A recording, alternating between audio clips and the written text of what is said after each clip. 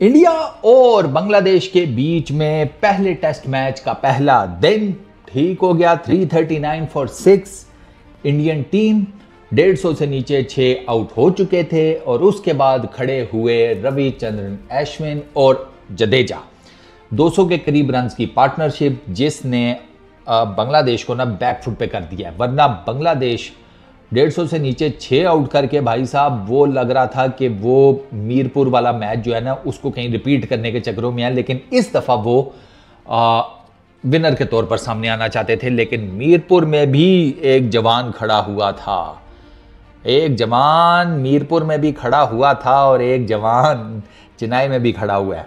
जवान वही है रविचंद्रन अश्विन। मीरपुर में 42 किए, मैच विनिंग 42 थे। इंडिया 3 रन से वो टेस्ट मैच जीता था अगर आपको याद हो, वरना बांग्लादेश अपनी तरफ से वो मैच ले गया था। आज भी 150 से नीचे 6 आउट हो चुके थे रविचंद्रन अश्विन।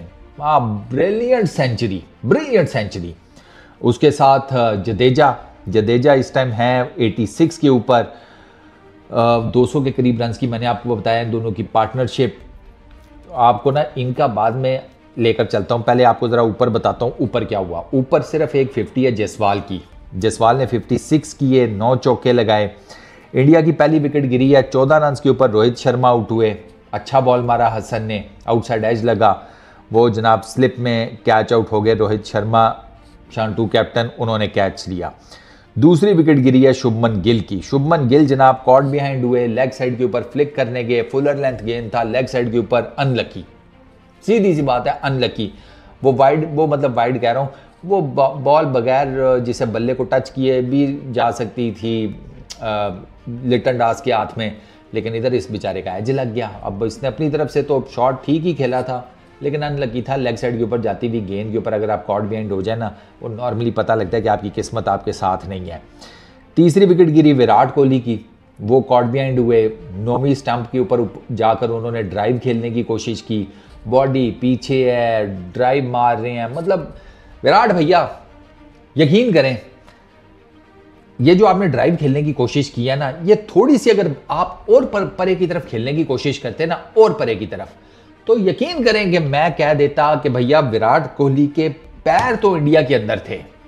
ठीक है, ये ड्राइव खेलते हुए पैर तो इंडिया के अंदर थे, लेकिन विराट भैया का बल्ला जो है ना वो नॉर्थ अमेरिका या अंटार्कटिका में कहीं पहुंचा हुआ था और वहां पर उन्होंने ड्राइव खेलने की कोशिश की है, अमेरिकन के सामने या पेंगुइन्स के सामने। इतनी दूर था वो बैट, इतना दूर।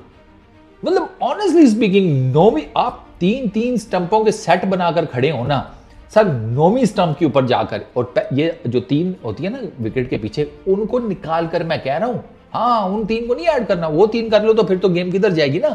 ये मैं ऑफ स्टंप से आगे 9 विकेट्स की बात कर रहा हूं, पक्की 3-3 6 तीनों। हाँ, 9वीं स्टंप के ऊपर उन्होंने जाकर ड्राइव खेलने की कोशिश की है, बॉडी से इतनी दूर, कॉट बिहाइंड हो गए। अच्छा, उसके बाद जनाब ऋषभ पंत 96 के ऊपर, उसने भी फजूल में अपनी विकेट दी है। वो पता नहीं अजीब सा ना, वो जिसे वो आपने देखा होगा ना, वो टांका नहीं लगाते, वो बिजली वाले वो अक्सर एक टांका लगाते हैं ना करके, यूं करके, वो हल्का सा गए, ज़्यादा ना लगे, वो काविये से, वो क्या उसको अंग्रेजी में क्या कहते हैं, सोल्डिंग आयरन शायद, हाँ वही, वो जो भी होता है, उसको हल्का सा यूं करते हैं वो टांका लगाने के लिए, यूं करके फिर छोड़ दिया। फिर ऋषभ पंत ने भी उसी तरह का पता नहीं कोई शॉट खेलने की कोशिश किया, वो कट था, वो क्या था, वो मुझे नहीं समझ आई। बस वो यूं करने की कोशिश किया, पता नहीं स्लिप्स के ऊपर से लेके जाने के चक्करों में था, कुछ था सही, लेकिन वो हुआ नहीं। तो ऋषभ पंत भी जनाब लिटन दास के हाथों कॉट बिहाइंड हो गए हसन की गेंद के ऊपर। अच्छा, जायसवाल को बॉल अच्छा पड़ा, उसका बॉल उठा। वो नाहिद आपको पता है ठीक ठाक पेस से बॉलिंग करता है और चूंकि उसका जंप भी इतना ज़्यादा नहीं है तो उसका बॉल ना एकदम से आ जाता है नाहिद का ना। आप ज़रा वो जो फ्रंट फुट की लैंडिंग होती है ना, वो चेक कीजिएगा। वो जब बॉल करते हुए फ्रंट फुट लैंड होता है ना, उसकी ज़मीन से ना वो इतनी ऊपर होता है उसका पैर। नॉर्मली बॉलर्स का पैर अच्छा खासा ऊंचा होता है ना, वो जब पैर लैंड कर रहा होता है, इसका तो फौरन से लैंड कर जाता है। अब जैसे इसका फौरन से लैंड करता है, इसका बॉल छूट जाता है हाथ से, बाकी का लैंड करेगा फिर उसके बाद छूटेगा ना, इसका दस्ती पैर पड़ता है, दस्ती गेंद छूट जाता है। ऊपर से मारता भी तकरीबन 143-144 की एवरेज पेस है इसकी, तो वो एकदम से बॉल आ जाता है और अगर वो उठा हुआ है तो वो फिर आपके लिए प्रॉब्लम क्रिएट करता है। वो जायसवाल के लिए उसने प्रॉब्लम क्रिएट किया, वो जनाब लगा आउटसाइड एज फर्स्ट स्लिप में उसने शादमान के हाथ कैच। अच्छा, उसके बाद जो छठी विकेट गिरी वो केएल राहुल की थी, उसको मेहदी ने आउट कर दिया। वो जाकिर ने ये शॉर्ट लेग के ऊपर कैच कर लिया। 144 के ऊपर इंडियन टीम के जनाब जिसे कहते हैं 6 खिलाड़ी डन एंड डस्टेड। फिर पार्टनरशिप लगी, ब्रिलियंट पार्टनरशिप, 200 के करीब रन्स की। 86 जडेजा, 102 अश्विन, दोनों ने 10-10 चौके मारे हुए हैं, 2-2 छक्के मारे हुए हैं। अन्ना का स्ट्राइक रेट 91 का नॉट आउट, जडेजा का 73 का नॉट आउट है। उन्होंने नहीं सेटल होने दिया, क्या पेसर्स को क्या स्पिनर्स को तो उन्होंने अटैक किया भाई सीधा सीधा। स्पिनर ने थोड़ा सा पीछे गेंद किया नहीं, इन्होंने मारा पुल। स्पिनर ने थोड़ा सा आगे गेंद किया नहीं, इन्होंने स्ट्रेट मारा। स्पिनर ने थोड़ा सा of side the off stump ball किया नहीं, इन्होंने मारी ड्राइव या कट बाउंड्री।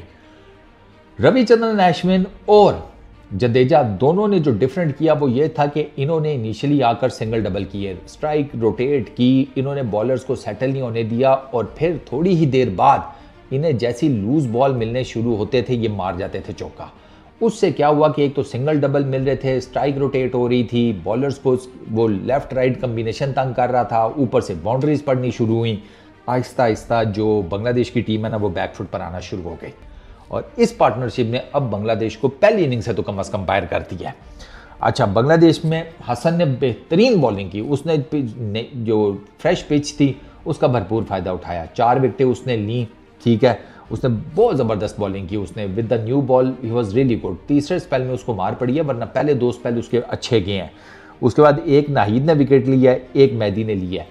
अच्छा, हसन के अलावा ना बाकी कोई बॉलर उस तरीके से, खैर सीधी सी बात है, इवन हसन भी जब अश्विन और जडेजा खेले थे वो डोमिनेट नहीं कर सका इनके अगेंस्ट। ऊपर के तो जो पहले 6 गिरे हैं उसके ऊपर तो उसने अपनी वो धाक जमा ली थी पहले 6 बैटर्स में से, लेकिन इस पार्टनरशिप अश्विन और जडेजा की को वो कुछ भी नहीं कर सका, हिला तक नहीं सका, क्योंकि ये दोनों जो है ना, इन दोनों ने बड़ी ज़बरदस्त किस्म की जिसे कहते हैं ना वेल कैलकुलेटेड पार्टनरशिप की है।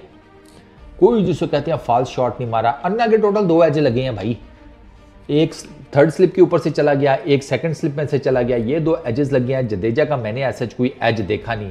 अच्छा, बांग्लादेश की शुरू में फील्डिंग भी ठीक थी, कैचेस भी उन्होंने अच्छे पकड़े, उन्होंने रोका शोका भी रन शंस ये वो, लेकिन फिर सारी बात है टेस्ट मैच है, जैसे जैसे टाइम गुजरा अश्विन और जडेजा सेटल होते गए, वो भी थकते चले गए, वो भी इंसान ही हैं, तो वो फिर इवेंचुअली आप टीयर डाउन तो हो जाते हैं ना at the end of the day. तो वो पता लग रहा था कि भैया ये थक गया, अब वो साफ नज़र आ रहा था। वो फास्ट बॉलर उन्होंने डाले हुए हैं 3, 2 उनके पास स्पिनर्स हैं, इसी 5 बॉलर्स के कम्बिनेशन के ऊपर बांग्लादेश रिलाई कर रहा है, इन्हीं 5 बॉलर्स की बेस के ऊपर वो जीत कर भी गए हैं पाकिस्तान में।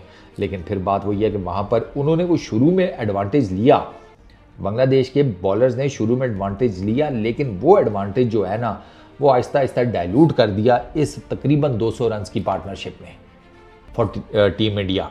तो अभी 339 फॉर 6 हो गया है और इस विकेट के ऊपर ये भाई चेन्नई की विकेट के ऊपर ये बहुत स्कोर है, क्योंकि अब आप देखिएगा कि ये जब आएंगे ना बॉलिंग करने अश्विन और जडेजा, तो ये बॉल को जिस हिसाब से स्पिन करेंगे एंड ऑल दैट, क्योंकि वो बात वो ये रोटेशन, तो वो तो ये तो ठीक ठाक रोटेशन देती है, ये शकीब की तरह फ्लोटिंग वाला काम तो नहीं है ना, तो वो बांग्लादेश के लिए प्रॉब्लम क्रिएट हो सकती है। इनफैक्ट ज़्यादा चांसेस यही हैं कि उनके लिए प्रॉब्लम क्रिएट होगी। तो आज का जो दिन था पहला वो जाता है रविचंद्रन अश्विन और उसके बाद जडेजा के नाम, और इन दोनों की तकरीबन 200 रन की पार्टनरशिप के नाम के, जिसने इंडिया को ना थोड़ी सी क्रिटिकल सूरत हाल से निकाल कर अब पहली इनिंग के पहले दिन के एंड के ऊपर right at the top position दिलवा दी है।